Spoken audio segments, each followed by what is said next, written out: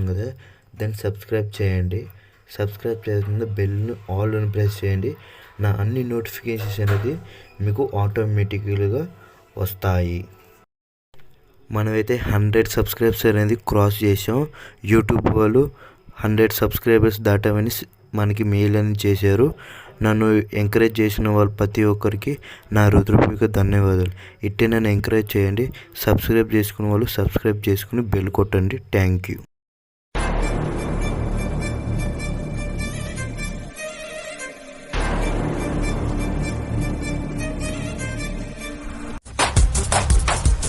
Promotions అంటే వెంకటేష్ కు పెద్దగా పడవు.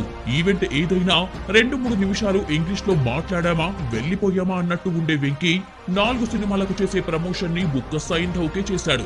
పాట రిలీజ్ కోసం కాలేజీలు చుట్టొచ్చాడు. ప్రెస్ మీట్స్ మీద ప్రెస్ మీట్స్ పెట్టేస్తున్నాడు. గ్యాప్ లేకుండా ప్రమోషన్ చేస్తూ సైంధవ్ కు హైప్ తీసుకొస్తున్నాడు వెంకీ. 3.5 నిమిషాల ట్రైలర్ లో కథంతా చెప్పేశాడు దర్శకుడు శైలేష్ కొలను. 17 కోట్ల ఇంజెక్షన్ ఇస్తే గానీ పాప బతకకపోవడంతో సైంధవ్ రంగంలోకి దిగుతాడు. వెంకీ మామ నుంచి సైకో మామ బయటకు వస్తాడు. విలన్స్ యాక్షన్ సీన్స్ తో ట్రైలర్ నడిచిపోయింది. సీనియర్ హీరోలకు భారీ యాక్షన్ సీన్స్ ఇవ్వకుండా జాగ్రత్త పడుతున్నారు మేకర్స్. జైలర్ తో ఇది మొదలు కాగా సైంధవ్ కంటిన్యూ చేశాడు. కత్తిని ఎంత ఊరమాస్ గా యూజ్ చేయాలి, గన్ను ఎలా స్టైలిష్ గా పేల్చాలో చూపించాడు. ఇవన్నీ చూశాక విలన్ కు సైకో మళ్లీ వచ్చాడు అనిపించింది. ట్రైలర్ రిలీజ్ తర్వాత వెంకీ మామను సైకో మామ అని పిలవడం స్టార్ట్ చేశారు అభిమానులు. సరైన హిట్ కోసం వెయిట్ చేస్తున్న వెంకీ ఈసారి చైల్డ్ సెంటిమెంట్ తో వస్తున్నాడు. మరోసారి ఫ్యామిలీ డ్రామాతోనే వస్తున్న ఊచకోత సీన్స్ డామినేట్ చేశాయి.